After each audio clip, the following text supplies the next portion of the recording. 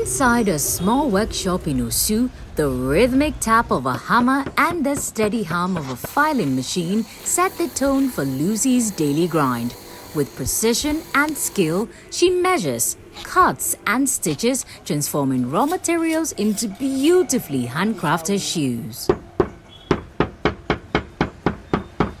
In a world where shoemaking is often seen as a man's craft, one woman is lacing up and proving that skill and passion needs no gender. Today, we get to talk to Lucy, who is a shoemaker. Join me as we get interactive with her. Hello, Lucy. Hello, good afternoon. I'm good. How are you? I'm fine, thank you. Finally, I get to see your place. It's cute, though. You're welcome. Thank you, thank you, thank you. What are you working on? Okay, I'm working on a platform slippers for it's a female, although it's unisex, but this one I'm doing is for a female platform. I see. That's the slippers high, with the heights. Yes. Oh, okay. So this is like the base of what you're doing. Yes. All right. Yeah. Well, just as I told you earlier, she's a female shoemaker, and we want to know, why did you choose to venture into this male-dominated space? First, there's this my father's friend called Oko, and he's a shoemaker. So back then, when I was still in primary school, every time I'm coming back from school, I do pass his shop, greet him and all that. So sometimes I stay there and I get overwhelmed by what he's doing, and I'll stay there for a long time.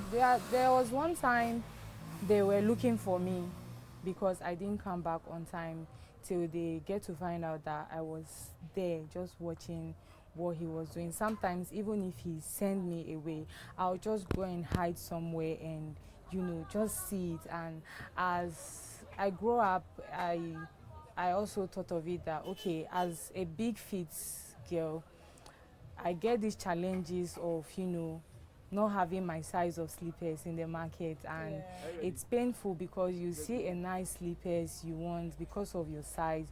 And when I started it at first, I was like, okay, if I can be able to make something for myself that I don't have to go to the market and search, and also it's also a win, not just for me but for other big fitted lady out there that find it difficult getting their size, because at Maoli Footwear there is no limit to the size we can do. Even if you are a size 48, I've made a size 50. What's your shoe size? Okay, I'm a size 44, 45. Oh, okay. So you see, it's difficult out there getting it. A female shoe size. I've made a size 48, 50 for a female. Yes, very big. And no matter your size, you feel, oh, you if you get this in the market, your size is going to weigh down quick. No, because over here I take my time in doing that, because I know that, okay, the weight, and I put in effort in the quality of the material I use. How long have you been doing this? Okay, I learned for a very long time, because not that I'm a perfectionist, but I like learning and unlearning. So I learned for 3 years. The first slippers I made was in 6 months. Oh, okay. Yeah, so. And you used the space of 6 months to make one slipper? Yes. Wow. Because I was learning. I want to know the basic. I want to know everything. I want to make, because then I was like, I want to make sure my work came out nice. Sure. I don't want to finish doing what I'm doing and my boss will like, oh, there's a mistake here, there's a mistake here. So I took my time doing that. So the first slippers I did, it came out nice. Even my colleague then, we were learning, they were surprised because I had to stay that long to make sure I get it the first time. Sure. So yeah. So now, you learned it for three years, yeah. And professionally, how long have you been doing it? Okay, professionally, this year will make it 4 years now. I'm doing it. All right, 4 years down the line, what has been the challenges so far as a woman in the shoemaking industry? Have you met any other ladies in the industry? I call it industry Ghana, because yeah, it's true. Yeah. It's few here in Ghana. It's few, and what has been some of the challenges though? Stereotype. So tell us more. Yeah, sometimes when I go to the market and I'm trying to select leathers, materials, and the male shoemakers, they come in and they're like, "Are you a shoemaker?" I'm like, "Yes." "Oh, you made what you are wearing?" Because I barely buy shoe or slippers. Whatever I wear, I make myself. And they're like, "Oh, you made this?" I'm like, "Yes." They say, "Oh no," they don't believe it. I'm like, okay, because I don't like arguing. So as time goes on, when they got used to seeing my face there, and other people too that know me are like, "Oh, she actually made them herself." And sometimes they go on my Instagram page to see. Sometimes when they are coming back, they do pass here to see me working, and they have to stay for long to be sure that, oh, you don't actually give it out to people. Sometimes is it that they are surprised about the outcome of your work? Yeah, they are surprised by the outcome of my work, because they're like, "Oh, it's neat and everything, you know." And some of the slippers I make here, it's rare before you see it. You see them in the already made kind of, yeah. But so me, I like making everything from scratch, both the sole, sometimes, and the challenges too I have sometimes from customers, clients, because when a new client is chatting me for the first time, they are shocked. Let me put it that way. That is a woman, that is doing that. And personally, when I saw the name Mauli, I thought it was a man. Why that name though? Because I know you're Lucy. Okay, yeah. My father gave me that name, Mauli. Oh, okay. So the only time they call me that name is at home when they are angry at me. They call me Mauli. I wanted to use Lucy. I didn't wanted to use English, something, yeah. So I thought of it. I was like, oh, Mauli will not be bad. Oh, okay. Mauli will not be bad. So yeah, Mauli footwear. I thought probably you just wanted the name to sound a bit like masculine, or it has nothing to do with that. It does, because like I said, so if you put your name out there, you're not going to attract the customers that you wanted. Oh no, not that. It's just that I don't know. I always find myself doing male dominant jobs and, you know, things they do. So I get it. We want you to take us briefly the creative process you go through in order to come out with like let me say a simple slipper. You do slippers? I do slippers. I do shoes. I don't do boots yet. Oh, okay. Yes, I don't do boots yet because I haven't been able to get the materials, the machines, and every other thing I need. I do slippers, I do shoe, okay. I do platform slippers, I do wedge slippers, I do for male, female children, and amputees too, I do for them. Oh, okay. Yes. All right. So just briefly, our viewers and I are just curious. For those who think Mauli should go somewhere to go and get the shoes themselves for you, let's see how the basic that you go through. So what are we doing now? Okay, this is a foam board. Yeah. Yeah, this is a foam board. So I'm about to cut out the size of the slippers I'm doing. This is a size 39 for a platform slippers, but the platform is not the high one. Yeah, so this is actually the first step you go in making that.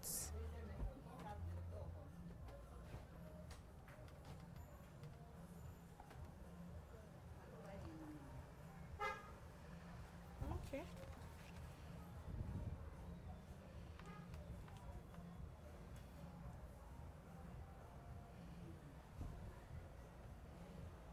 So it means you have every shoe size of these? Yes, I have. It's called the sole. Oh, okay. The sole pattern. Okay.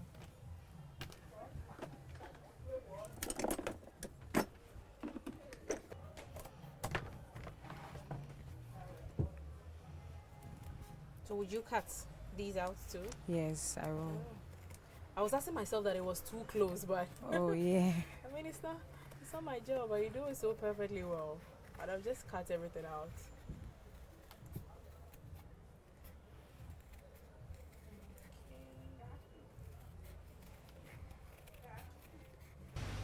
What have been some of your proudest moments so far? Your biggest moments? Okay. You'll be there and you tell yourself that, nah, like this is a feat that I've achieved that has made me proud. Your proudest and biggest moment so far as a shoemaker. Okay, my proudest and biggest moment so far was I wasn't here before, where I was in another workspace that wasn't really convenient for me and comfortable. I was not able to keep my stuff there because I'm scared they shouldn't steal it, not until I got this place. And also, my proudest moment was during the Chalewote Festival 2024. I thought of doing something back to the community, you know. I came up with something, buy a pair and sponsor a child initiative. When you buy a pair of footwear, it's able to, you know, give back to the school children that are not able to afford school sandals for themselves. Oh, okay. So I did that. I started with 5 pair, and when I did it at first, I wasn't sure because I was like, okay, since it's festive period, let me just give it to these kids. And I gave it to them. So as time goes on, I was like, okay, this should be an initiative where you buy a pair, like you as a customer, you are not just buying from me and supporting me, you are also in another way giving back to these people. Yeah, through me, I get the support through my customers. I get to give back to these people. And when I did that, I was really proud of myself, and I was like, okay, I'm going to make it an initiative where I get to work with NGOs, fashion brands, because I really want to work with people that are under children, that give back to school children, and also the juvenile prison. Sure. Although I haven't done that yet, it's something I'm thinking of, you know, Doing. if they can come up with like a skill acquisition there while those kids are there, they should be able to learn something, learn a skill, you get. So yeah, these are one of the proudest. yeah. So having this your own space here makes you proud, and also being able to give back. Able to give back to the community. Okay, all right. Now back to our slipper here. How is it looking like? Okay, now I'm going to take it to the filing machine and just brush it a bit. Oh, okay. So you put that was a glue. You put it on. Yeah, to hold it. Oh, okay. Yes, to hold it so that when I'm filing, it will be equal. Okay. Yes. All right, sure. So now I'm taking it to the filing machine. Great. All right. I want to see how that one works too. Okay. Let me join you here. All right. So this is the machine. Yes. You don't need any protective gears. You just look at it. Or sometimes when I'm doing the heavy work, I put on the protective gear. Okay. Yeah.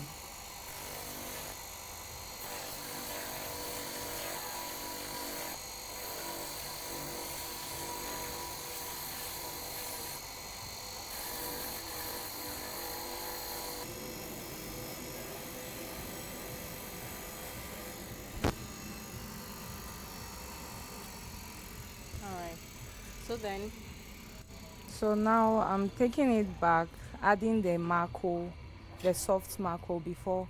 So how many, do you need days to finish this, or you can just use a few hours to work on this? Okay, a pair of slippers, if I'm not having much work, I can do it in a day. Oh, okay. I can actually do 2-3 pair in a day. Oh, okay. Yeah, if I start so this early. would take roughly, in case you're doing how long is it going to take? Just this, 3 hours, I'm done. Oh, okay. Yeah, 3 hours, I'm done. Interesting. Yeah. All right, so what's the next step? Adding the soft marco before covering it with the leather, then you see the finished work. So just let's go inside. All right, sure. Let's get back inside. Let me use the other side here.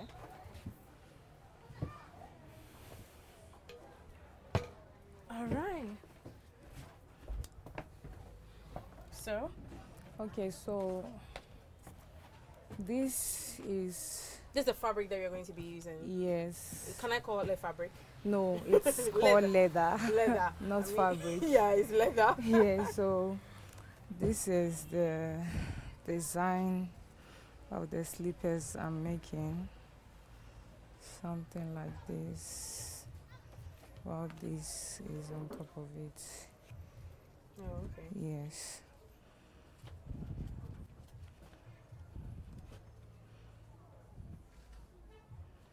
This one is will come here too. It's like a strap, then this will be on it. There. Yes.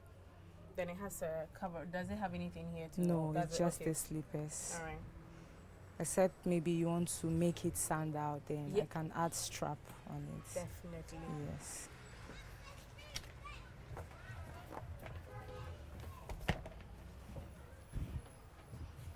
Lucy, so do you think the shoemaking business is lucrative? But so far, you've been making money off the business. I mean. Oh yeah, I've been making money, but it's as if I'm not making money in a way that I get to. One thing I always do is I always make sure I have materials. Yeah.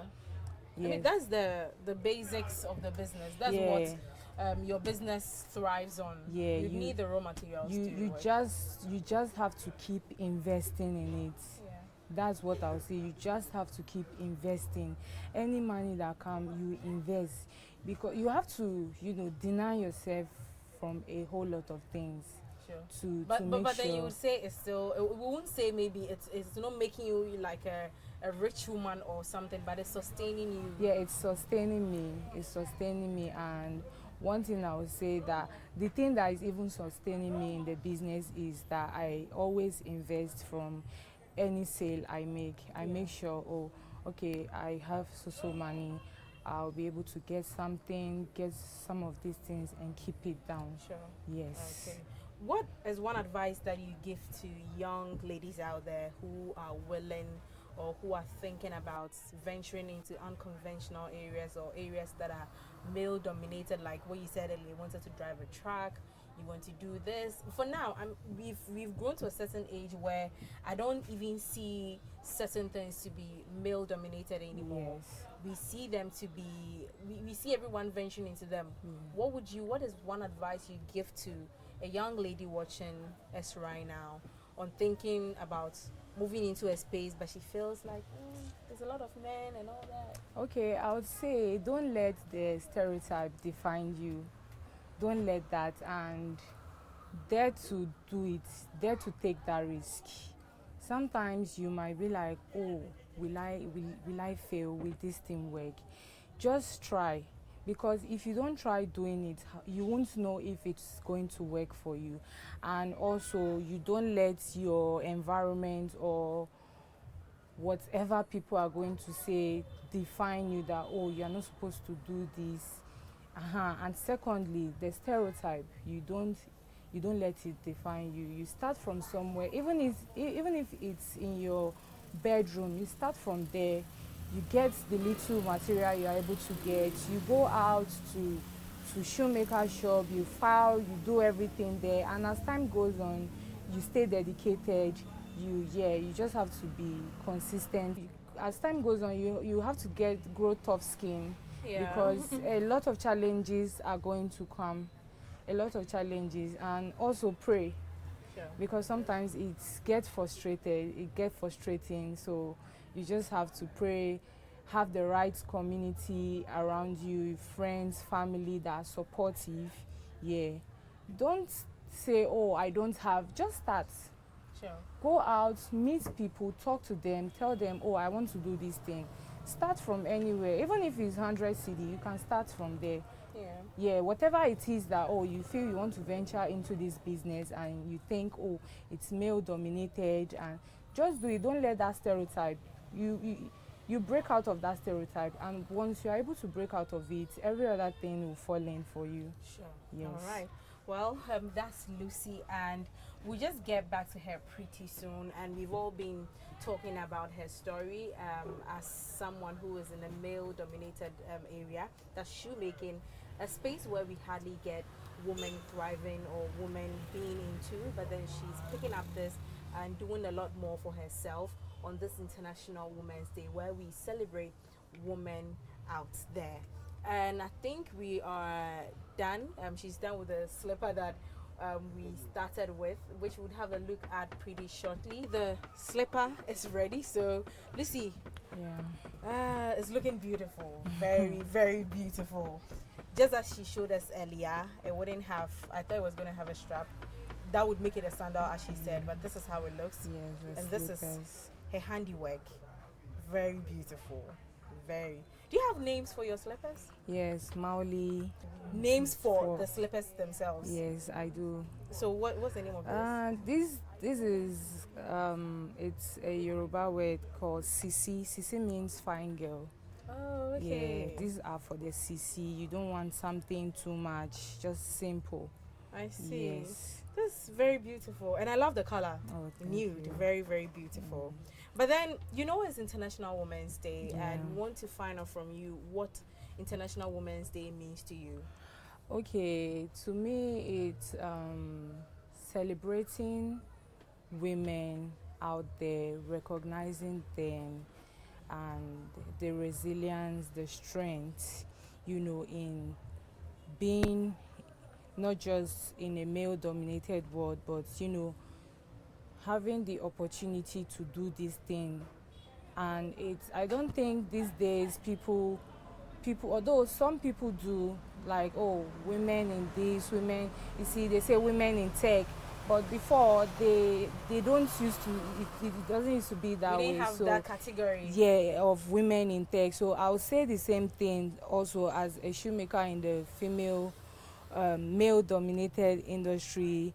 Today being Women's Day, it's inspired me to, you know, do more and encourage other people that are trying to come into the industry that are scared. I would say you shouldn't be scared of failing, because that's one thing that it's constant. You fail, you definitely fail, but as you fail, you next time you get to know that, okay, I did it this way, I need to make correction. And also, International Women's Day, to me, it's also a way of appreciating all the women out there, you know, doing wonderful things. Okay. Yeah. All right, that's an interesting one right there, Lucy, with this Sisi. Sisi. Is it Sisi slippers or just Sisi? It's Sisi slippers, okay, Sisi with platform. This Sisi platforms, and there's a lot. I see a lot of different types of slippers all over here, and she does these. And as Lucy continues to defy the odds in the shoemaking industry, she's trying to make a point that what we see other men doing out there, she is also daring to be different, to venture into this field. Happy International Women's Day, and I am Jacqueline Ansama Yeboah.